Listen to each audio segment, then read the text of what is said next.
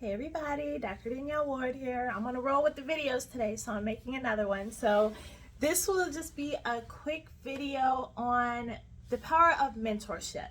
This is especially for my pre-medical students out there who are getting ready to apply to medical school, thinking about medical school and not sure which way to go. I cannot stress to you how valuable it is to have a mentor who you can talk to, rely on to help you in your field.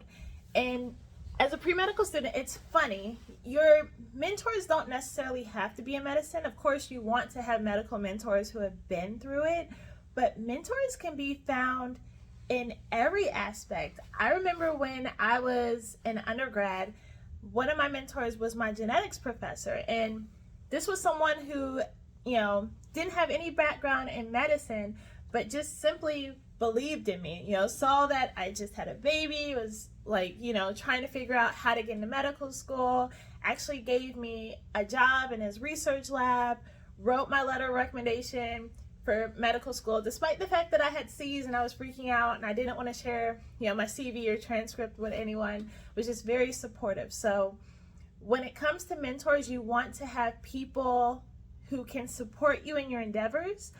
When it comes to mentors in medicine, I know this can be difficult to find. A lot of my mentors I found via social media, so be sure to use that. That is a very powerful tool. I have not been afraid to slide into the DMs of physicians and ask if they want to mentor me. Actually, for my plastic surgery rotation as a medical student, I actually DM'd a physician in the area to see if they would be willing to take medical students. And fortunately, they did, and I ended up being his first medical student, and to this day he still takes medical students on. So don't be afraid of the power of social media to help you find these mentors. Now, if you're super introverted and you're shy, you don't want to reach out to anyone, another thing that has helped me find mentors are conferences. So, I'm a past national president of the Student National Medical Association, SNMA. So, of course, I'm going to give one up for my organization. But I will say I was involved with this organization as both a pre-medical student, medical student, and I'm a life member, so I'm still involved now. But as a medical student, I remember going to one of the conferences, and at the annual medical education conference, there are medical schools there are residency programs, there are all these people there trying to recruit. And I remember at one of the tables, they not only recruited me to do a rotation there as a fourth year, but when they found out I was interested in surgery, they actually connected me with one of my favorite mentors to this day. She's like my all-time mentor, Dr. Velma Scantlebury, who, if those of you don't know, she was the first Black female transplant surgeon in the United States. And that connection was made by my way of attending a conference and just expressing my interest in surgery. And they saw that I was a Black female and they connected us. And I mean, if you read my blog, I love her. She's family to me now. So reach out to mentors. Do not pay. That's another thing that I've seen with pre-medical students. There are services where they try to charge you for mentorship and advice. I don't believe in it.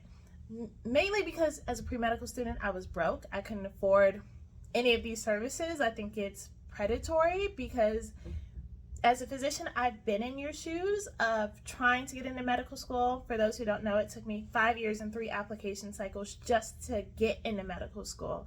So, when I see people who are like, well, I'll charge $100 for 15 minutes and I'll guide you, like, that is horrible to me. But I'm not knocking anyone's hustle. Do what you do. But to my pre-medical students, I'm saying you do not have to pay money for this mentorship. Mentorship should be organic. Your role as a mentee, and I say this as a very busy physician, you should be the one reaching out, taking full advantage of it, giving the updates. I have mentees, but I'm not one to call every week, every month. I get caught up with residency life.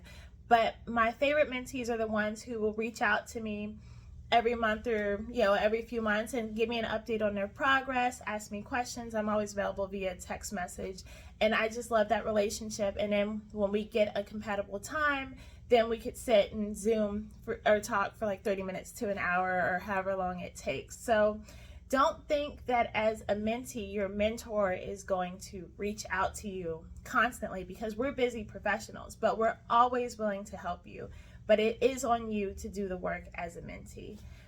But I just wanted to, talk about mentorship, because I know for me, when I was a pre-medical student, it was hard. And that was another reason why I started my Aspiring Minority Doctor blog, was because I didn't see any single mothers in medicine. I couldn't find minorities in osteopathic medicine. I didn't see a lot of reapplicants going into medical school that had made it in. So I wanted to be that person out there to show that it is possible. And through that, I have gained mentees and people that just reach out to me for advice, and I love having that. So, I just want to give you guys encouragement, say keep pushing, but don't be afraid to reach out and take control of your journey and find the people that you identify that can help you reach your goal.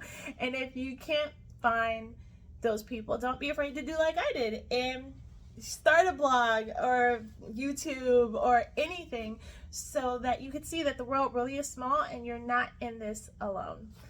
But I hope that this message helped out some of you today, and until next time, but if you like what you see, please subscribe.